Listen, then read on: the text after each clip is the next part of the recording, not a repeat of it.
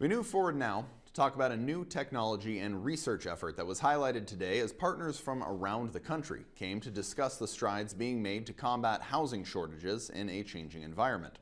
This included speakers from the University of Alaska Fairbanks, Penn State, and the Department of Housing and Urban Development.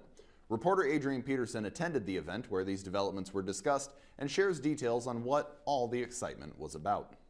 On Tuesday, July 30th, stakeholders, students, and many others gathered in the research bay at the Joseph Usabelli building, each of them eager to hear about a new collaborative research effort that aims to tackle housing issues in Alaska and beyond. That effort coming in the form of a concrete 3D printer. We have a climate change that is hitting Alaska maybe more than other parts in terms of permafrost thawing, for example, erosion, and these are the things that we need to take important action to, let's say, improve the resilience and sustainability in construction.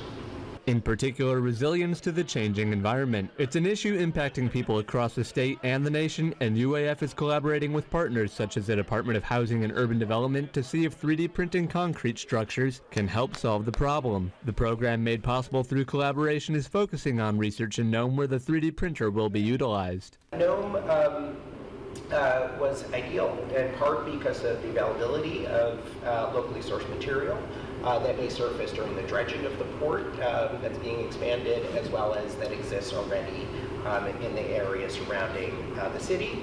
Green referring to the creation of a deep water port that will be placed in Nome. This will also provide an opportunity to conduct further research on what locally sourced materials can be used by the printer to make concrete, which will help cut costs and improve the efficiency of the construction efforts. So far, UAF, this lab with my students, we are working on making concrete out of waste, out of local waste or locally sourced available naturally occurring material. Nome is also an ideal location for the housing research since they expect to see population growth during the construction of the port. Alaska faces pressing demand for over 27,000 new housing units in the next decade. This need is not only based on incoming workers in Nome, but also the degradation of existing structures around Alaska as well as the changing environment. Those that spoke at the event also say that this technology could have applications beyond Alaska, but they wanted to see first how it performs in an extreme environment. At the end of the event, a stationary unit was unveiled as well, which will be used on campus in Fairbanks. This is Adrian Peterson reporting for News Center Fairbanks.